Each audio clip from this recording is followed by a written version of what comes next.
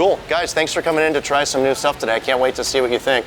The first thing I want to share with you guys is a blend from this project we're doing to celebrate our anniversary. And so we've been around for just over 9 years now. So we made 9 different traditional sweet meads that we sourced from 9 different types of honey from different beekeepers from all over Arizona. So we've got orange blossom honey from the Yuma area. We've got blue clover honey, mesquite, catclaw, mesquite ironwood blend, different wildflower honeys. And this is our pioneer blend. So we took all 9 in roughly equal parts from what we had left, and we made, one small fermenter with all of this. And we just ran it through the filter the other day to clean it up. So this was one of our favorites out of the 10 now that are in the series to get us into year 10. So cheers, guys. It's like an Arizona cuvee. Yes, it is. Well, that's it, right? This is the terroir from, Flagstaff to Black Canyon City to Yuma to Oracle outside of Tucson. And there's no oak on this, correct? No wood at all, which would be fun to do, but we wanted to really just showcase the honeys by themselves. Wow. So you get some really nice honey aromatics right out of the glass. Yeah, I'm loving having this right off the bat because it's like baseline mead, doing something traditional and waking up your palate. And you notice all of this little nuance, I think, when it's like early in a tasting, right? And it's just the honey, and you're tasting all of those different flowers. Like I get a lot of tangerine and apple on this. It all comes together to remind me of Tupelo honey. I swear, the nose and the flavor gives me notes of Tupelo, which is my personal favorite honey. So would that have some like marshmallow characteristics, or what do you get from a Tupelo mead? Tupelo is very rich. It's the only honey that I know of in the world that never crystallizes. Down south, they call it the Cadillac of Honey. And it's just from the southern area, Mississippi, Georgia, Florida, maybe Alabama, I can't remember, but those trees are just in that basin, that area. And it's to me, it's always been my personal favorite growing up. It's what we had in our house. It's expensive as heck now. There was a problem with, I forget, it was a weather issue. The hurricanes blew through, and there was one year when basically there was no pollination and no Tupelo, and the price went sky high, quintupled in price, and it's kind of stayed there even though production's kind of quasi back to normal. But it's a very rich honey. It's very dense. It pours slow. But yeah, a lot of caramel, a lot of maybe pear and apple, but not on the tart side at all. More of an overripe fruit, and just it's incredible. So for all of our bottled meads, we use honey from Arizona. So I've never used Tupelo in making mead, but I've had some excellent examples, like at the Mazer Cup and Meadow Foam. I know, like really marshmallowy, yeah. And I don't know if it was just the one I had, but I remember thinking that the Tupelo had a little bit of that, at least in the example that I had. So I'm thinking about, I've never used orange blossom honey either, but I've had a lot of orange blossom traditional meads, and I'm getting that flavor from this. And I'm thinking about, flora and fauna when we've used Arizona wildflower and mesquite honey, and I'm in my brain, I'm like identifying there's a little bit of spice. I think that's the mesquite. There's a little bit, I think you said tangerine, yeah. Because we were saying before we opened this bottle that sometimes you'll read the plant name that the honey came from, and if it's a fruit plant, you expect blueberry to come from like a blueberry blossom honey. You don't necessarily get that. But with orange blossom, for me, when I lived in Tempe, we had a tangelo tree and an orange tree, and I remember just smelling those blossoms. I got like goosebumps thinking about that. Yeah. And it was like, you can actually smell and taste that in the honey. It's a little citrusy, it's not like an orange, but it's the blossom aroma is in the aroma and flavor of the honey. Well, and it reminds me of a Sauterne as well. I think it's like a gateway thing with the wine community really trying to wake up and realize that there's more out there besides grapes, and what you all are doing with the fermentation is like, it's incredible. The body, the character that it has on the palate is so similar to wine, and that's why I think it's so amazing what you're doing in showcasing Arizona products, right? Because it has to come back to you and what you represent. And those other styles of honey, they're in those other states, and they're there for the people who live in that area. And a big part about being in the community is representing those ingredients. It's like we've got Arizona in a glass right here, and I would much rather go to a tasting where different regions are represented instead of just one place that's trying to gather honey from everyone and then be the big manufacturer out there. What you are doing just represents our community so much. That's cool, man. And I like what you said about Saltern, because a lot of times if you don't know, and still most people don't know what mead is, right? And so if you have a point of reference, that's a really great way to start the conversation. And if you are a wine geek, I don't know if there are wine geeks, there's beer geeks and mead geeks, but if you're a wine aficionado, yes. It's pinky out. Yeah. Then, maybe you've had a Chateau d'Yquem. And I mean, I think that is like the ultimate example of a Saltern in just the couple that I've had. And I hold myself to that standard when I'm trying some of our meads. Sweet traditionals, I think the Snowmelt that we just came out with, where we use Chardonnay grapes and honey, and we put it into new oak. It's not as high in ABV as the last batch. It's not as oaky, which I love that super assertive, tannic structure you get.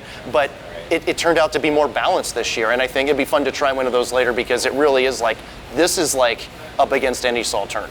Yeah, and if you had it side by side, say you ordered some foie gras, which, Saltern pairs beautifully with. And in the fine dining world, you don't see the pairing with mead, at least not yet. I think people have to wake up and realize, wow, I could be having this Arizona product instead of, something from France, which is wonderful and it's great to celebrate. But at the same time, you want to support a product that's equally as good at pairing with food as what you have here.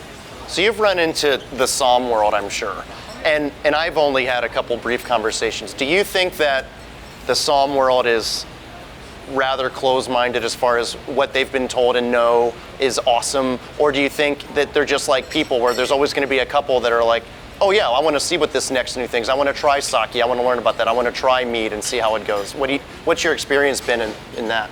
A lot of variation. It depends on what people's end goal is, right? Do you want to be a master somm? Do you want to really dedicate your life to the appreciation and the service and the development of a culture around a particular product? Or do you want to be more in the service side in the short term, maybe do your level 1? There are a lot of different directions that you can go in that community, and I think the same thing could be in mead as it is in beer. They're trying to get more towards a certification program, but in doing so, you've got to remember, I'm also an educator, and whenever I'm designing a test, I have to think about, okay, these are people who can deconstruct my test. So I really have to come up with a way to be as objective as possible and try and take that subjective element out. And we still have a long way to go with how we design training materials, certification materials. It's something that hasn't been around that long, and it's something that's definitely going to be a part of the community. And I wouldn't be surprised, 5 years from now, there's probably a similar program for mead, and you'll be asking the same question, what type of mead somm do you want to be? I think if we ever get Robert Parker or someone along the lines of that to actually accept, and not that they're not wines, but I don't think the wine snobs of the world, 99% of them would be like, it's honey, it's not grapes, no thank you. But someone like Robert Parker, if those magazines, any of those big wine magazines ever say, we do have other wines here besides grapes, and they post that first article and he starts scoring, it'll open everybody's eyes, and suddenly those people that are like, oh hey, I'm not sure about this honey wine, I'm a grape guy or gal, will be like, oh wait a minute. So if Robert Parker or Wine Advocate or whatever the publication is starts to dive into this and score them and talk about pairing, which we're going to get into, and the terroir, and it will open eyes, which I don't know that anybody's quite done that yet. We know in our worlds that mead is amazing, and it seems like so many people know about it, but like you said, nobody knows. I run into every single person. I would say 9.5 out of 10 people don't know what it is. They know it's some old Viking alcoholic beverage that's sweet, but they don't know there's traditional, they don't know there's dry, they don't know the piements, they don't know any of the breakdown, the segments, and they really don't understand the terroir of it, the way grapes have been broken down for, I mean, we're going on 30 or 40 years of true wine cult world, and we're just in the infancy of mead. We're not even know if we can even call it an infancy. Let's think it's still in the womb, almost, where we are. Even though you've produced this, it's still so minute. Well, and this is the only place of its kind ever. Yeah, so pioneering. Someone's got to do it. But To be able to read that on the menu, you know, it's like the world's first. You don't get to post that, write that, type that, or even think that. yeah, no one's argued yet that they No, were. and that's the thing. Is Yeah. that I think Jeff's crazy, but no one can argue it. It doesn't exist. We've done it at our houses. You know, that's about as far as I've ever gone until what you've started doing. Because even the great meaderies of the world are not doing this. Well, I think what you just were talking about with having it introduced to like the much larger wine world would be a great indicator that mead's arrived. I know just from what I've seen in Wine Spectator, they've done like a one-page story about cider and a one-page story about sake. And they were like beautiful pictures. It was really well written, but I've never seen them score them. Right. You know, like that would be a whole nother step, is like a feature article, and then, all right, now we're going to talk about these cider. But, you know, I don't know if that's their audience per se, but it's Right. cool they were introducing some people to like kind of lend their credibility or status to a whole nother category of beverage. So that would be an awesome indicator, though. Yeah. Well, I mean, education is such a critical component of taking something from being accepted to being embraced and then celebrated. You know, that's the hope. And you need a place for that education to take place. It can't be that one directional, I read an article and, you know, I suddenly know something about mead. You need to come in here, have the experience, put the mead in your mouth, you know, the food in your belly, and then realize that combination is incredible, and then spread the gospel. Get to a point where we need more places like this because there's such a demand from the populace.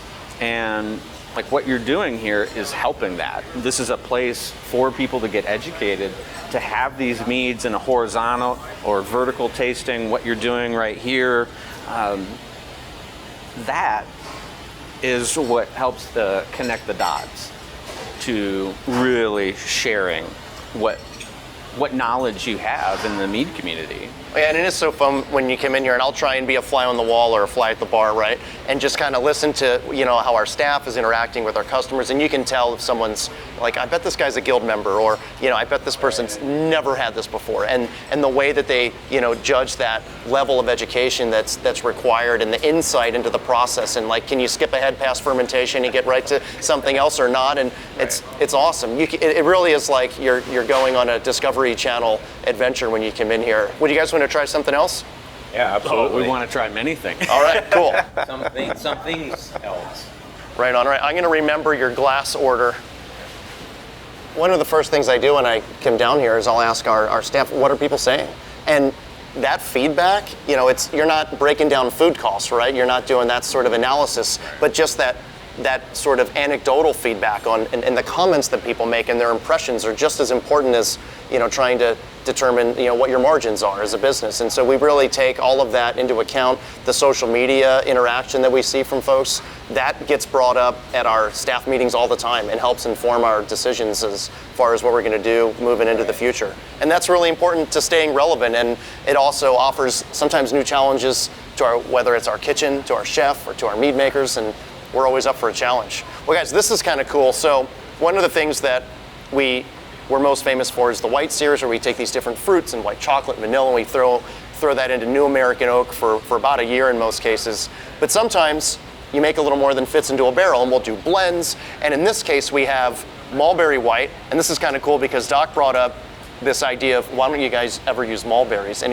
we've been saying this for years, and we finally 9 years. did this. And this is now one of the top-rated meads in the world, except this is special because it didn't go into a barrel. It's unoaked mulberry white, and I love what barrels do. We use barrels all the time, but let's see what an unoaked version of the white series is like that no one's literally ever had. This came from a sample valve from a fermenter yesterday to bring it down to you guys today. Definitely smells different than the regular mulberry white. Well, it kind of pulls out what I would say the vanilla coming from the oak, and you really get a lot more like leather and chocolate just on the nose. A lot of dark fruit. I get a lot of dark fruit. Well, are the mulberries coming from, I believe Mesa has a ton, like Pakistani mulberries, they have farms out in Mesa. We buy mulberry juice, and we put that in at the end of fermentation in order to have like the best possible mulberry character. But we do use Arizona fruit when we have the option. I know, we've picked lemons and grapefruits and saguaro fruit and prickly pears, and all of our cider for our ciders comes from the only commercial cider press in the state down in Wilcox, called the English Family Fruit Farm. So when we've used pomegranates that Dwight is also pressed from his friends that are pomegranate producers in Wilcox. So we use Arizona fruit when we can. Arizona honey for us is much easier to obtain. But we even did a locavore series once where we had 5 different, we had some traditional meads, but then we had like pomegranate for La Granada and a cider that was just like, what can we do? What's the best of Arizona? But it would be cool if you find a source for mulberries here. Jen discovered wild mulberries grown. We bought a couple acres for our horses up Williamson Valley Road north of Prescott, and she said, I think there's a mulberry tree or something, because it's kind of like it looks like a mix of a shrub and a tree almost growing behind this shed that we put in. And sure enough, there were like just a couple little mulberries. Were they the long ones? Yeah, those are they were really small, but yeah. They're incredible. Mulberries are just incredible. Well, and you get this deep flavor, again, to like parallel with the wine community. This is just as deep as a Pinot Noir, a Cab, like all those big red wines, and sometimes you get them on the sweeter side. Sometimes there's a lot of additions, especially Northern California. I understand that the Pinot that's coming from those places, it's been tampered with in a lot of different ways to tinker with, having a flavor that the average person that pulls a bottle off the shelf is going to be satisfied by. But this is way beyond satisfaction. This is incredible. This takes me to the fortified wine world. This takes me into the ports. Ports, yes. And it's really, really, there are so much similarities. It's completely different, but it's the same. It's the like he was saying, the complexity, the depth of flavor, and the way you would drink this there's no difference. There's no difference of what you would pair this with a port, when you would drink it, how big of a pour you would take. This is a true honey version of a port, and I don't know that I've had a port that I would choose over this, and I've had some really good ports. I mean, I've had some really, really good and old ports, and they're wonderful, but this unoaked is pretty phenomenal. I would have not thought that oak made that big of a difference, but wow. Yeah, I think the oak lends a really nice structure, and like you pointed out, vanilla that you get from the lignin in the wood that's chemically changed to introduce that, but to get the pure vanilla from the vanilla beans we use, to me it tastes fresher in a way, and it's like a brighter berryness than. It is. Yeah, it's going to be fun. The fruit is really there. We're going to bottle this as unoaked mulberry white and see what people think, but it's going to be a really small run. I think we're going to use the same bottles. The label will be like almost the same because it really is the same thing. Just we're going to indicate that it's not in a barrel. So, make sure there's no wood grain references in our label. But I think it'll be even rare because we're going to have, just in my rough math, less than 200 bottles of this would come out. And so we still take the time to do really, really small batch things at Superstition. And I think that it makes things special for the collector mindset, but also it's kind of nice to appreciate something that is going to be gone one day, fast. And it's kind of cool. It makes it more special. It gives you a reason. I think mead is, for a lot of people, it's a celebratory beverage. It's not a daily drinker. We are doing things now that are in the daily drinker side as far as our canned meads and stuff. But this would be something to mark a celebration, a special occasion with. Oh, for sure. And then you have the educational opportunity of having the horizontal. You start with this and then see what the barrel character lends, and especially people that have never had that experience before, that are coming in here for the first time. You put those two next to each other, and they're going to start to appreciate what you have on the shelf, right? It informs them, it educates them as a buyer. And really that's what you want, is people who can be discerning in a way and said, like, look, this product that we get from, InBev or whoever it is, taste that next to what Superstition's doing, what all these outstanding up-and-coming meaderies are doing. And yeah, you want to pay a couple extra dollars for quality. And that's something that you cultivate through a place like this. People who are willing to at least meet you halfway and drink your mead, then your responsibility is for it to be delicious. Well, guys, I'm getting hungry. Yeah, I'm there. Always hungry. I'm there. Cool. Do you guys have an idea of what you'd want to order? Or We talked about it. We talked about the shrimp bao. We talked about the sea bass. We talked about the octopus. We talked about the crab cake. well, I think it'd be kind of fun. Just get whatever you guys want to grab, and let's maybe get a flight so that we have picked out what we suggest when people come in as a complementary or contrasting pairing. Usually it's complementary, so it'd be cool to get that poured with our flight with whatever you guys order. But then because you guys have pretty awesome insight and experience into this whole beverage, craft beverage and food pairing thing, maybe try and build out the rest of a flight with flavors from our mead menu that you think may contrast or complement whatever it is you're ordering, and then we could see what works, and maybe I'll have some new ideas to share with our staff too. What might be kind of neat is if we picked a couple things on the menu, and then we can come up with what we'd recommend, and then just blind give us what you all would recommend. Because it doesn't say on here, right? What's recommended? No. Right. So I've got the You cheat have sheet. that. Yes, So that's kind of over here. That'll be kind of fun. All right. Yeah. But I think there's so many different ways. Like, looking at this mead menu and grabbing a menu item, I could probably pick 6 or 8 that would pair one way or another. In your mind, you're going to go to that wine thing where seafood, I'm going to go for a white or a yellow mead. But I don't think you have to do that with mead. I think you can go in so many directions. Yeah, it depends on the sweetness level. We do things that are dry and sparkling that we made in the bottle that I think would go with some of these things amazingly that we don't. I know you wouldn't maybe even think would work, and then you try and you're like, whoa. All right, yeah, cool guys, that's a great idea.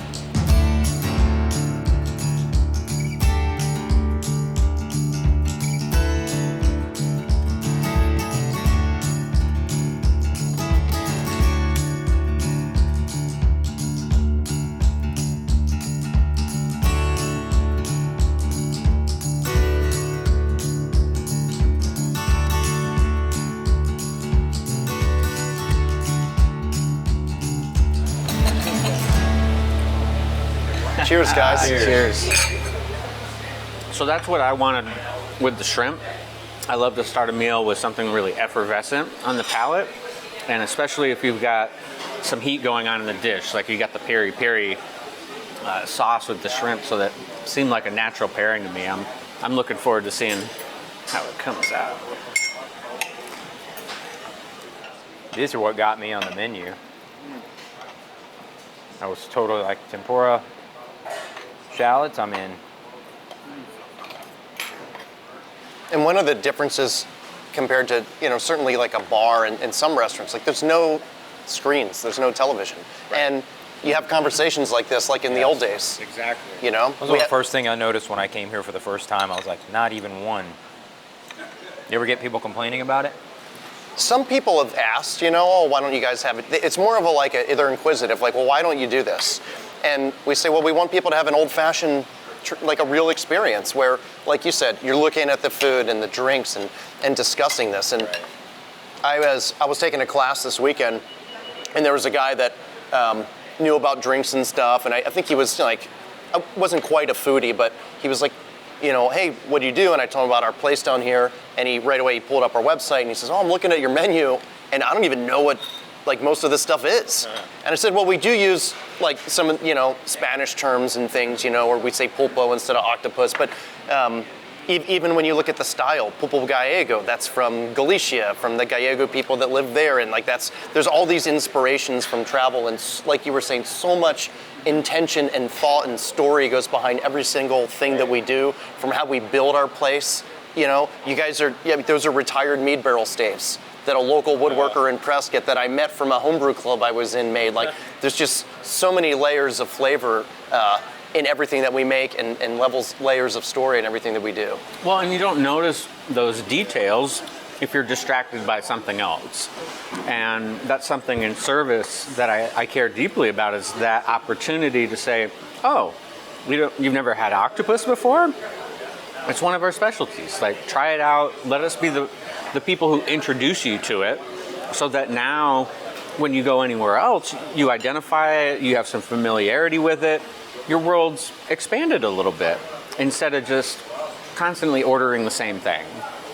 And you can notice like a lot of people who will come in and just say, yeah, I want the shrimp appetizer, I want the steak dinner, and I want the chocolate cake for dessert. Well, there's a whole world outside of that. It's really exciting to be a part of a place that wants to open people's minds to it, wants to do that introduction. So the Queen Jasmine does not pair with the crab cakes at all. They're too similar. It gets completely lost. This is sweet and rich, and this is sweet and rich, and the kiwi has that crispness and the slight tartness, and it's a wonderful pairing.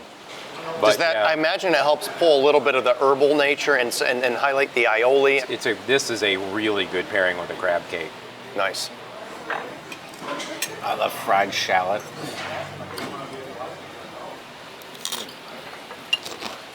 The Queen Jasmine pairs well with that spicy tart salad. Incredibly well. Try the peacher with the crab cake.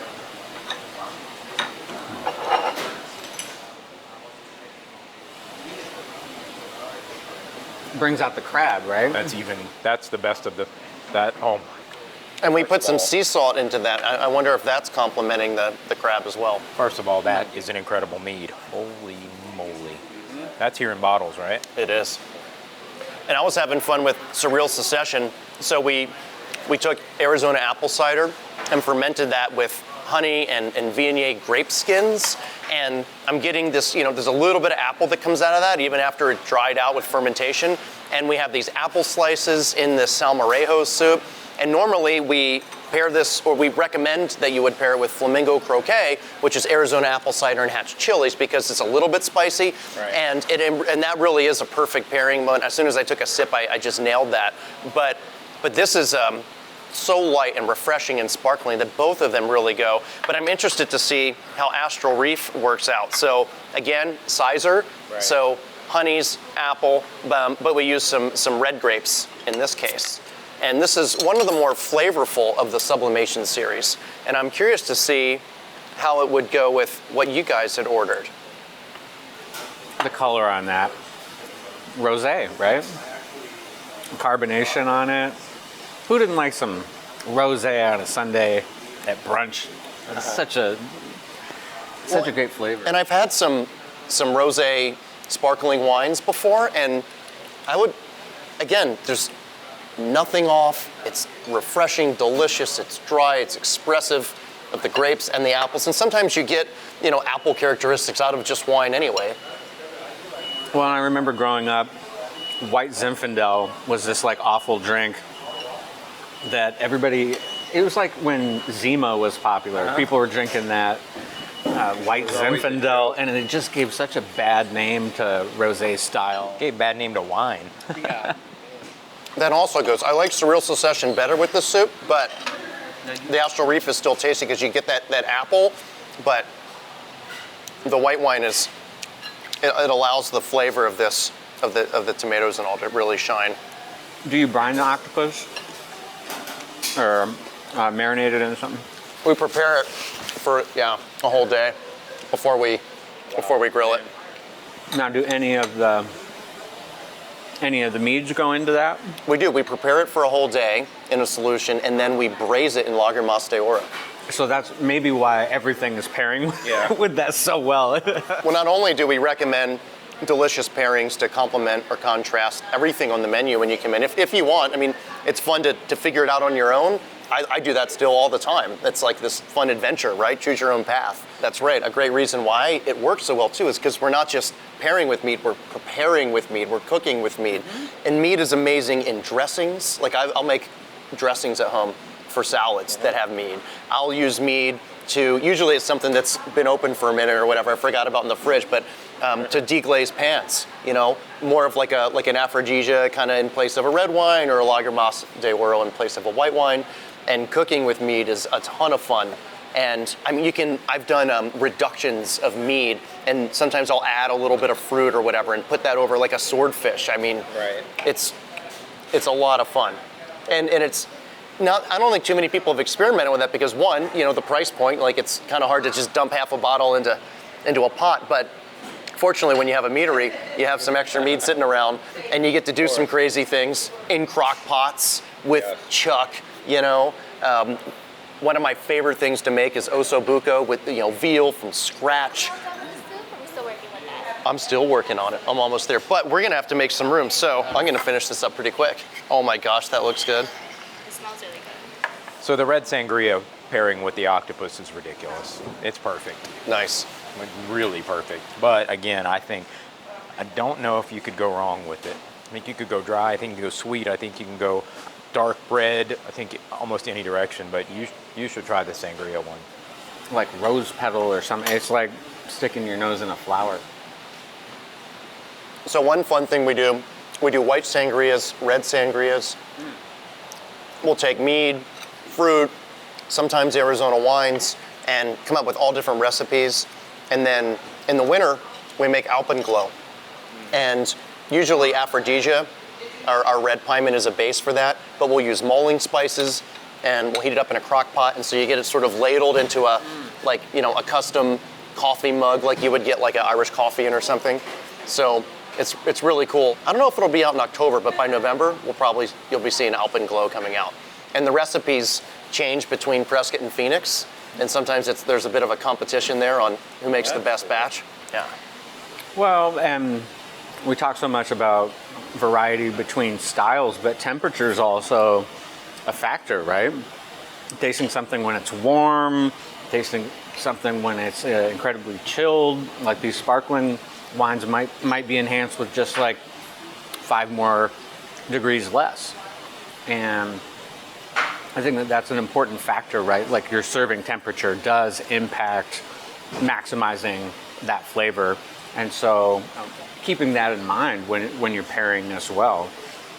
And it's challenging when you have a keg tap system where everything is usually at the same temperature. We'll use different gases for different products, but you can affect that as a consumer when you're hanging out, and that's why you get to, you know, hold a glass if you want, skip the stem, right, and heat it up in your hand. Yeah. And as far as heating, we did a pairing dinner at the Raven one night in Prescott, and the chef made it was a squash bisque, and the temperature of the bisque and the lagrimas was the same. They heated the lagrimas, and when you heat something that spent a long time in a bourbon barrel, I mean, it was so boozy in like a fun way, and it was totally the perfect pairing with the bisque. I don't remember anything else I had that night, but those two things, and they're in the same size glass, the same temperature, and that was a blast. So yeah, there's certain meads that you can just put in a coffee mug in the microwave at home and enjoy it around the campfire or you know, your stove. If you don't live in Prescott backing up to the forest.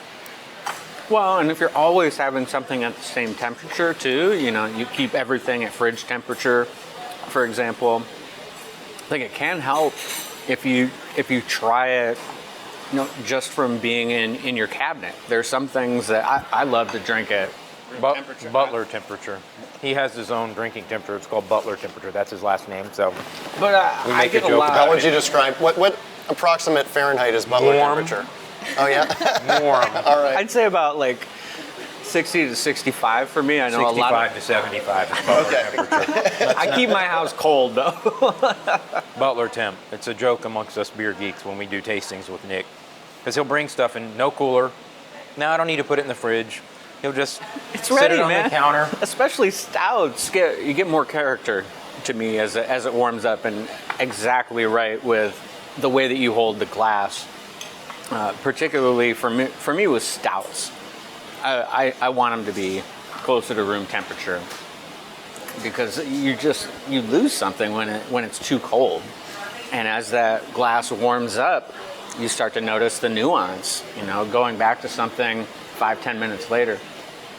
My favorite thing is to take beer, generally beer and even white wine and mead, straight from the refrigerator, which is what, is it 40 degrees? Is that what a refrigerator is, give or take? And take an initial pour right away, taste it cold, and then progress and come back to it half an hour, 45 minutes, an hour, and the differences. And I mean, generally speaking, he's correct. 40 degrees is just too cold for almost any beverage. But I love the sensory, it's almost sensory overload, the changes that happen. And it's partly it warming up, partly a little oxygen getting to it. But I have the best time going from 40 degrees to 75 degrees. It, to me, is the most fun. Well, and then time is a factor as well. Like, I just had my birthday this past week. We opened up a 61 Rothschild. Oh, wow. 60-year-old bottle of wine. The 60-year-old bottle of wine. Decanted it. And what was the glass that we decanted it in? Was actually a somewhat proprietary barley wine decanter that brewery in California. It's called Private Press. It's a guy named Brad who used to be the main guy at Jackie O's in Ohio. He's married to Adair from Sante Adarius, the sour brewery in San Jose. Yeah. He opened his own barley wine and stout brewery. He doesn't brew at his place, but he does insane amounts of blending and barrel aging. And his beer is only sold through his membership. He has 600, I think there's 600 of us members. Well, he created a barley wine decanter because he found that opening a bottle and decanting it, that 90 minutes or so is a completely different beer. And I actually tested it with one of his beers about 4 or 5 weeks ago, the first time I ever used this decanter. It's huge, it lays on its side, it's got a wooden stand. And the difference, as we did every 30 minutes. So we drank it cold, 30 minutes old, 60 minutes old, 90 minutes old, 120 minutes old. At 90 and 120, it was the softest, most voluptuous, umptious barley wine I may have ever had.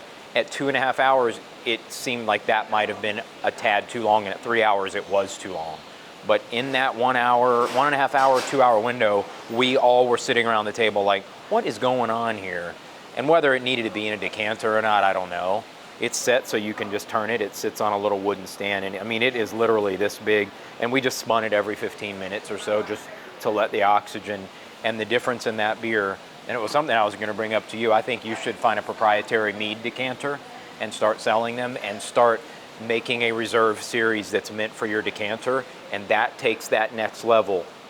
It was actually something I was going to bring up, so it was a nice segue. That sounds cool. But the cross-pollination of ideas, you see something great, like what you're talking about for a barley wine decanter, which is already, derived from wine, but it has its own style.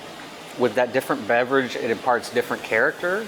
And, we used it to open up a bottle of wine, but I'm sure that we could do that with mead as well. It's something that's exciting to introduce, new techniques, new processes, all of that, makes the experience more engaging. We could have a completely different experience going with different glassware at the table, different temperature, obviously different ingredients. That's what makes it so exciting to come back, because the world is so vast in food and beverage. And that you all are engaging in new ways says a lot about how you want to contribute to that. Instead of just recycling what somebody else has done, start to cross-pollinate these different ideas, these different barrel aging techniques that you're using. For example, there's some delicious beer that I've had that came from a mead barrel that you've recycled from a winery, and it all works together when you care enough to balance it out. When you go through that scientific process of figuring out what works, what doesn't, and having a conversation around it is always the most exciting part, I think. Like, we've put a lot of work into creating some things that are one-offs or whatnot, and it's when you do things like that, it's expensive. You're not doing anything at a scale that's cheap, even if it. Gosh, yeah, that sounds awesome. I want one now. That sounds super cool. They're beautiful. I'll show you a picture later. So you're having that the sea bass course, I think with the snow melt. Is that what this is? Yeah. I want the peacher though. You have a- You were just talking about how we do things that are new and different. I have a new experience every time I come in here, and it's my place that, my wife and I designed, and, I would say I still have a hand in about half of the meads that we make as far as concepts go, and, and then of course showing up for collabs, but, our staff's doing amazing stuff as well as, you have to as you grow. But I've never had Astral Reef with this lamb. I drink LDO. It's like kind of my daily drinker anyways, and it's great with this, but what Astral Reef's doing here is so cool because like the garlic is super intense in our spinach that's sauteed. And sometimes when you do a pairing, one thing like the sea bass is going to be different than the couscous. And you have to consider the other flavors from a sauce that maybe is on there as well versus what you're getting from just one aspect of it. And so I was just thinking about how an entree that has sides is going to be a whole different experience than an appetizer or a tapa level. And then even within like a tapa, you may have a couple of different things that are really kicking, and then you have to decide, or we try to decide like what's best overall, or is there one thing that you're getting as like a dominant flavor in the profile? Same thing from the beverage. So, and it's really fun to try and differentiate all of those different flavors and aromas that you're getting from the food and the drinks, and then to figure out what you're gonna try and like match up. I think about that thing as a kid where you have like a list of words and you gotta just connect the lines to, which goes with which. And we're doing that with our nose, with our palates, and I think you do it with your eyes too. Oh, absolutely. Everything is so much more inviting when you put the thought into how it looks on the plate. How's it balanced? Is symmetry involved? How are the colors coming into play? All of that makes it seductive for the eye. And I'm just thinking, to follow up on your comment, you're adding that extra ingredient, right? You're hitting your palate with a complementary flavor with whatever you're drinking. And to me, like having the sea bass with the snow melt, it's almost like adding a bit more butter on top. Like you get the butter from the oak, almost like a Chardonnay, and it really sings to me. Well, we use Chardonnay in snow melt, and so that was something I was thinking that would stand up to a Sauternes. I don't know. What do you think though? Or do you think are you getting a whole different flavor? I think if you paired this with a Sauternes, the Sauternes would overpower it. It's just that sweetness. It doesn't match up as direct. It's not as complimentary. You talking about the fish dish? Yeah. Yeah, well, this one, the Queen Jasmine is very sweet, and it's again a pairing that does not work. All right. They mesh into this flabbiness where the richness just kind of and you're not getting, nothing pops. The food doesn't pop after a sip, and the drink doesn't pop after a bite. And that's, I think, the beautiful thing about proper beverage pairing is that the sip makes the food better, and the bite of food makes the sip better, and you just keep wanting to repeat the cycle because each time it's like, I think this food is getting better, I think this wine, this mead, this beer, this whiskey is getting better, and you end up just taking this course through, and then you're done, and you're like, okay, now it's time for the next one. I want to see if this happens too. And when you're expertly pairing, like we're at Nick's restaurant, they know, and they have people there that are drinking $4,000, $5,000, $6,000 bottles of wine on the regular with their food, and almost every sip and every bite just keeps elevating, and the chef there and the owner and Nick, they know where to start and where to finish. And as long as you have just a slight idea of how to pair wine there, or we've done beer and mead at that restaurant, you're walking up a flight of stairs, and at the end you end up at the top. You don't ever like get to the top and then halfway through fall down to the bottom and wonder why am I back down at the bottom of the stairs? It's a progression. And the beverage and food pairing, all beverage and food pairing, if it's done properly, is literally just this beautiful progression, and your mind is just It's like matchmaking is the way I look at it. It's like you may have a friend and you know them very well, right? Like you know the dish, and you're trying to introduce them to somebody who maybe you've just met, but you get excited when that pair comes together. Right. You're like, when there's that chemistry, and it's exciting to try and discover that, because we're making some educated guesses. Like, I hadn't had these meads before, and I really hadn't had these dishes before, but I look at the way that they're composed, what those ingredients typically do, and how they need to complement each other, because you don't want to pair up two things that are exactly the same, right? No. You want to find that extra ingredient that heightens the experience, that makes it memorable. But yeah, it's true, not having the majority of these meads before, and I don't believe I've had any of these dishes. So we have a very sometimes well-educated and sometimes slightly educated guess what's going to go together by reading ingredients. But like, I was wrong on the Queen Jasmine. The Queen Jasmine goes with the olives because it's so sweet, it's so unctuous, it's so rich, and it would go well with that roasted lemon. But it didn't go with the octopus, it didn't go with the fish, it just got lost, and the food got lost after drinking it. And it's fun to educate, and we could be master somms and they're still educating themselves every single day. Even if they knew every single wine that had ever been made, the new vintage comes out and it's again a brand new day, a brand new wine that, yeah, they're familiar with it, but 1 year to the next could be smoky, could be earthy, could be tart, could be berries were small and ripened too fast or too slow.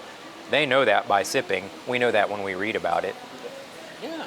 But it's phenomenal. It's new every year. Every year it's new. And even if I had all these meads 2 years ago, all I would have was a memory, and then they would all be different now. There's no way you're recreating the specific exact same thing. Only Budweiser can do that. And I don't and drink for a lot that. of people, they want that safety, right? They want the consistency. They found something that they like, but they're not passionate about it. They start to identify with it. And it's so safe to keep going with that routine. And you're speaking to a much different audience. People like ourselves who are just constantly curious. I want to engage with new things, whether they're, terrible or great, whether the matching works or it doesn't. I want to at least try it. And that's what keeps us coming back, I think, to a place like you have, what keeps us coming back to the products that you all bring to the market. Sometimes I don't like them that much. Sometimes I love them. Like the San Simon is one of my favorite flavors I've ever had in my mouth. Man crush. Man, I have a man crush on that mead. It's incredible to me. And because I know that you have that potential, I'm going to keep coming back to your business, because eventually I'm going to find the next San Simon, because you're looking for it.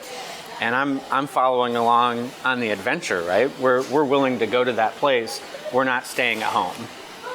And I found the perfect mead in my life. I found the perfect beer in my life. I found perfect wines that literally are the best I've ever had, and I'll be happy to only drink that specific varietal for the rest of my life.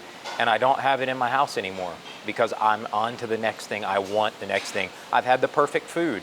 I've had perfect dishes.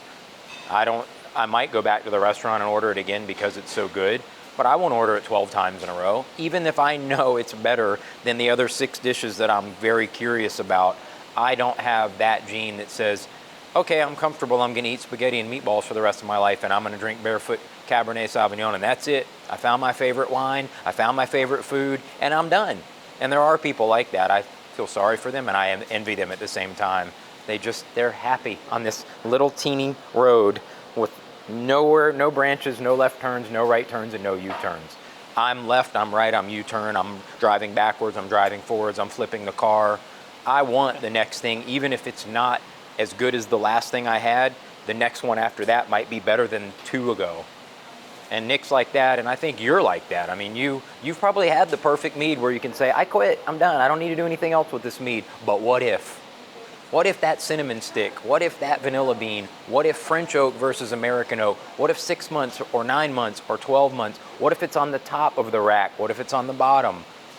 You can't stop, because there's always that chance that perfection can be exceeded. Well, and when you find those things, when you find those ingredients, those flavors, we get most excited of sharing with them. Like, I don't want to keep it to myself. And that's been you as a leader in the community. Like, so excited by what you bring to the table to share.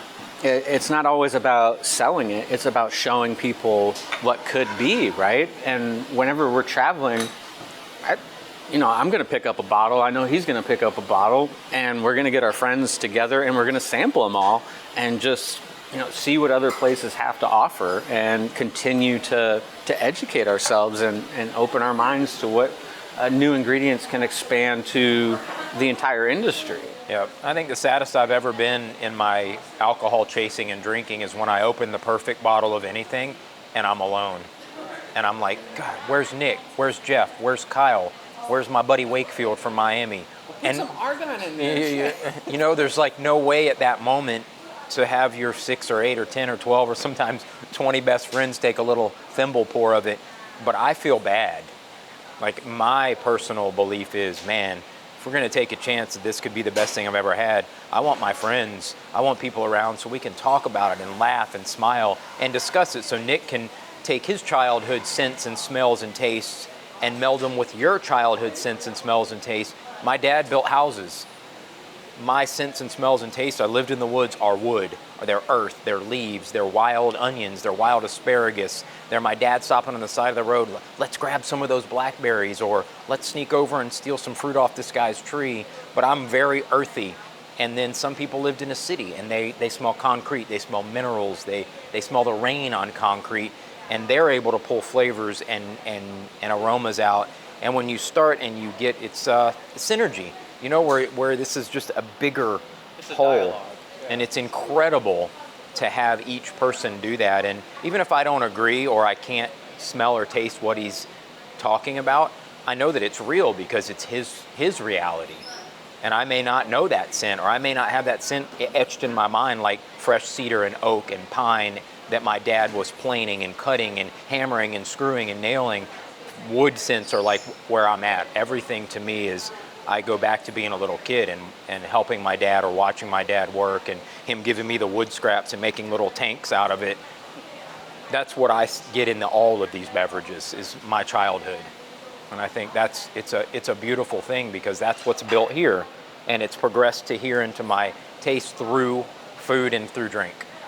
Well, when you're willing to have that conversation, like what you're setting up with us now, you can have it around food, and then, once that trust is there, that you respect the other person's opinion, even though, we like different flavors, but we can still have a conversation about it, and that's the foundation of breaking bread with people and opening up the conversation to, some subjects that you might not be as comfortable with, but it opens a door.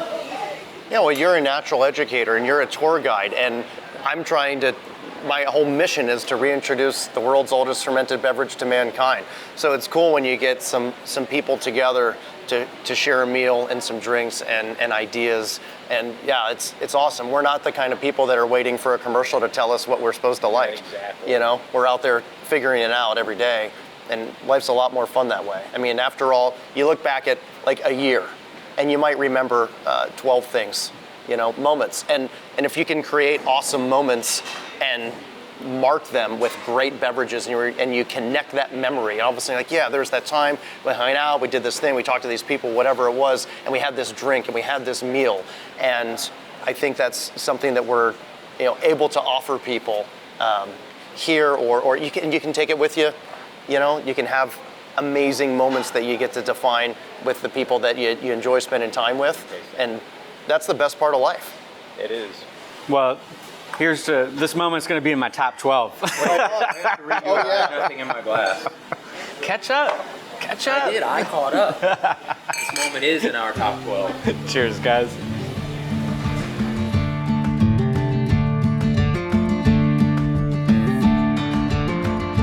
Thank you.